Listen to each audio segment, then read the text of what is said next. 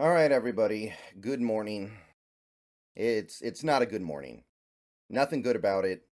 And if you watch my videos, you probably agree with that sentiment. There's nothing good about this morning. So, um I don't really know what to dive into in terms of specifics right now. So I want to talk about things generally about this month of football that we're looking at going forward. This next month of football.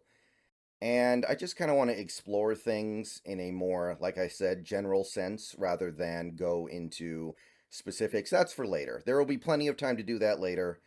But I made a video last week talking about the mood of the Seahawks fan base, how people were feeling. And I said in that video that even though the team was 6-3, even though the team had come off a win at the buzzer over Washington, people felt checked out. People felt bored. And honestly, I think being bored might be worse than being angry or upset. Like being bored might be the worst way for a fan to feel about their team. And I couldn't shake the feeling that the fan base was just kind of bored of this team, bored of this staff, etc., etc., etc.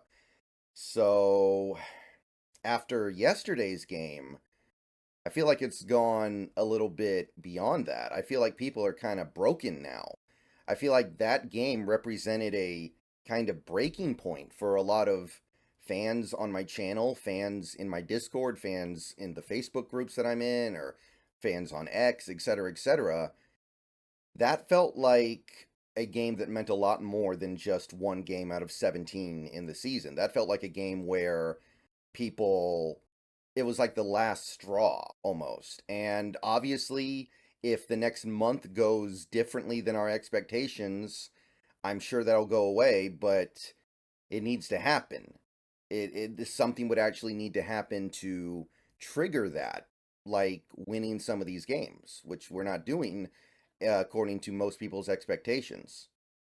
So, here's what I gotta wonder though, and this is where things get scary.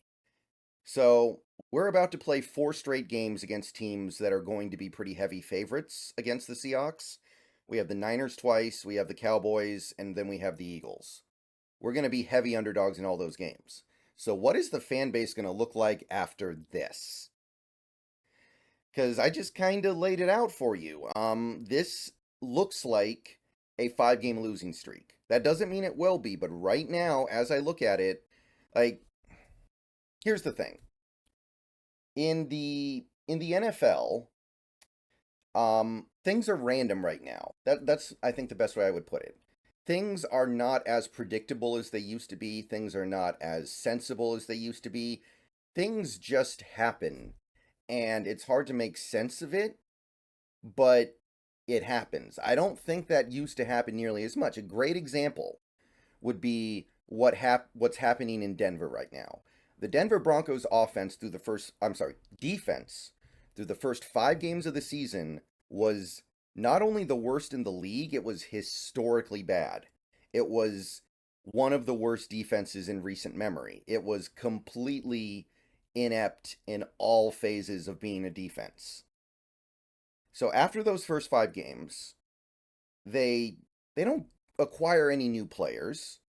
Maybe they got 1 or 2 guys back from injury. Like I know Simmons missed a little bit of time early in the season, but they didn't add anything big to that defense in terms of players. They kept the same defensive coordinator, and the only change they really made after that first section of games where they were awful, they got rid of players. They got rid of Randy Gregory and Frank Clark. So if you want to say they cut out a little bit of a cancer, then maybe. But they didn't actually swap out their roster. And over the last 5 games, Denver's defense has been maybe the best in the league. I don't think you can really explain that. I don't think you can really justify that. I don't think you can go, oh, it's because this guy is doing this and that guy's doing that, and this was easily predictable if you looked at this stuff, because even though they were losing these games, if you look at this, this, and that, they were. I don't think you can make sense of that. It's just something that happened. So weird, random, inexplicable stuff happens in the NFL right now more than ever, I think.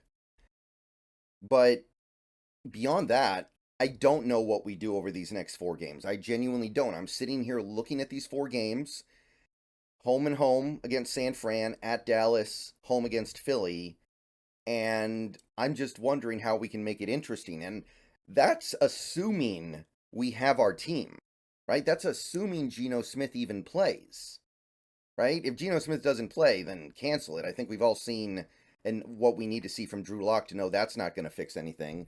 But even if we have Geno Smith, even if we somehow add Ken Walker, which I don't think is going to happen now, by the way, what are we doing in these games to actually win? I mean, San Fran, they're going to do the same things that the Rams can do, just with way better players, right? They both have the same basic understanding of how to run a underneath, check down, intermediate, and short pass offense. They do it a little bit differently, but they're both going to understand those concepts, and San Fran actually has elite players that LA does not have right now.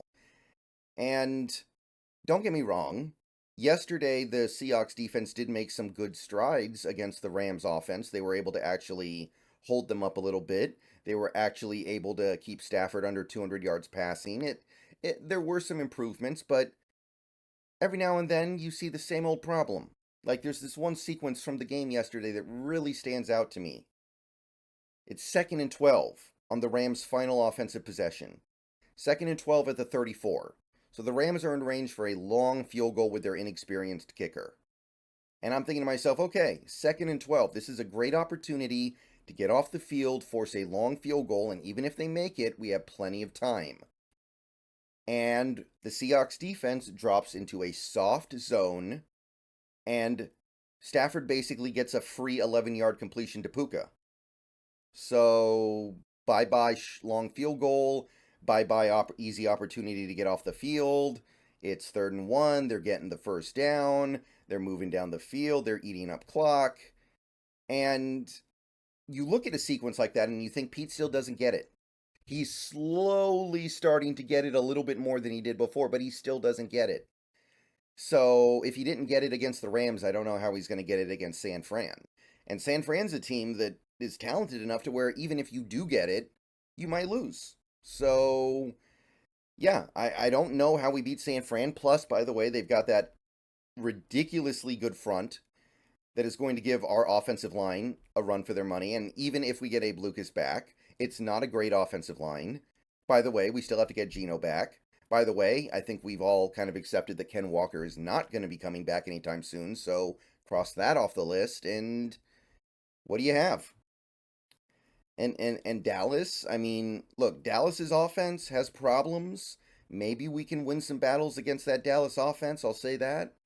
They don't run the ball as well as they need to be running it right now. Their offensive line has taken some steps down, but what are we going to do against that defense? Our offense can't score against mediocre defenses right now, it feels like.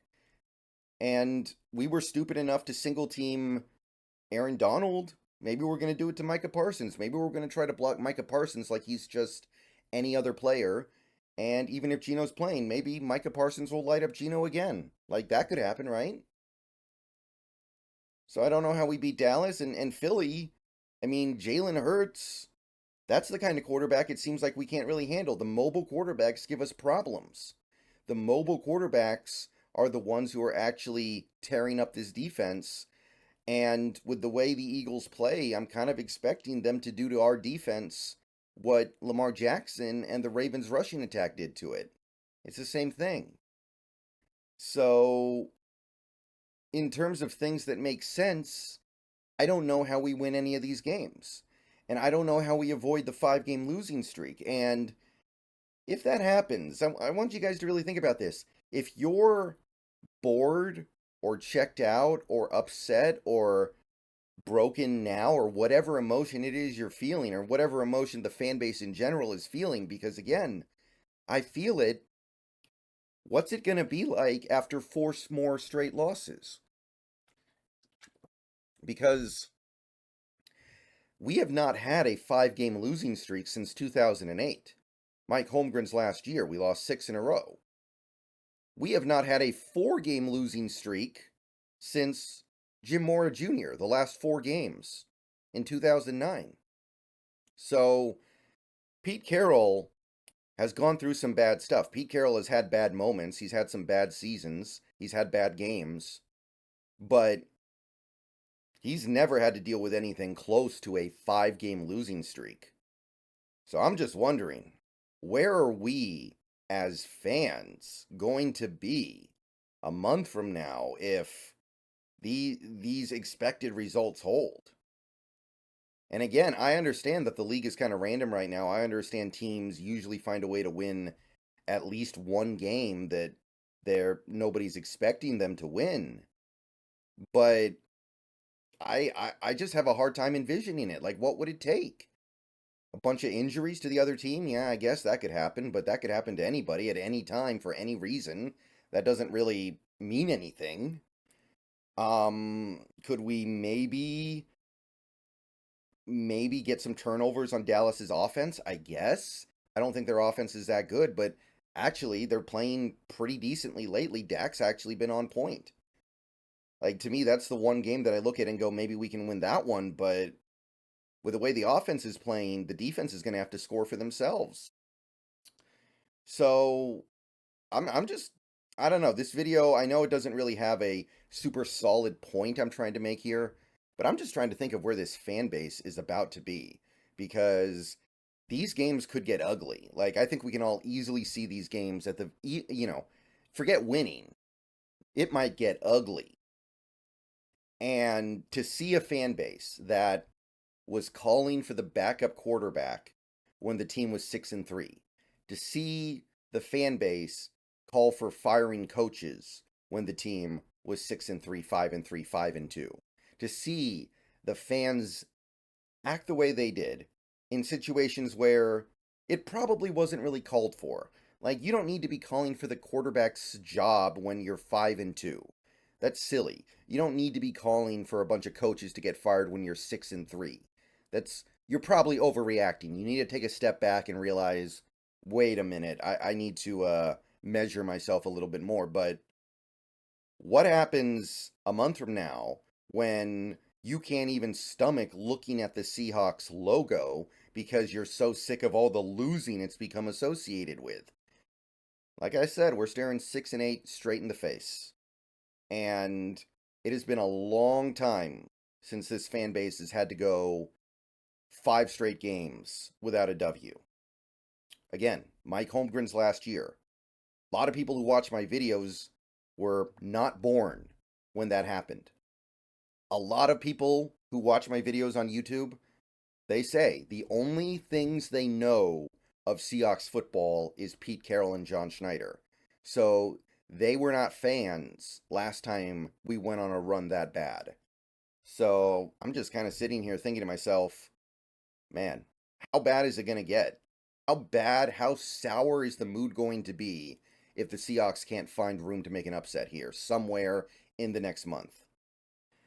Because on top of all that, I'll tell you, I don't think this fan base is going to be cool with, let's say the Seahawks go 9-8. Let's say they win their last 3 games after losing the next 4. Let's say that happens. Very possible. 9-8. The NFC is really bad. And like the Vikings losing last night was actually a big part of this. That game combined with Tampa Bay losing is going to make it really hard for any team to take the Seahawks playoff spot. So 9 wins almost definitely would get the Seahawks in. 8 wins has a really good chance of getting the Seahawks in. I'm not kidding. If we win 8 games this year, go 8-9, I think we get in because the NFC is that bad. But I definitely don't see people being happy about an 8-win season that ends in a 7 seed and a first-round blowout. That would just be last year electric boogaloo, maybe even a little bit worse. I don't know. But yeah, buckle up, guys. Buckle up. I have a feeling this next month is going to be brutal. See you guys later.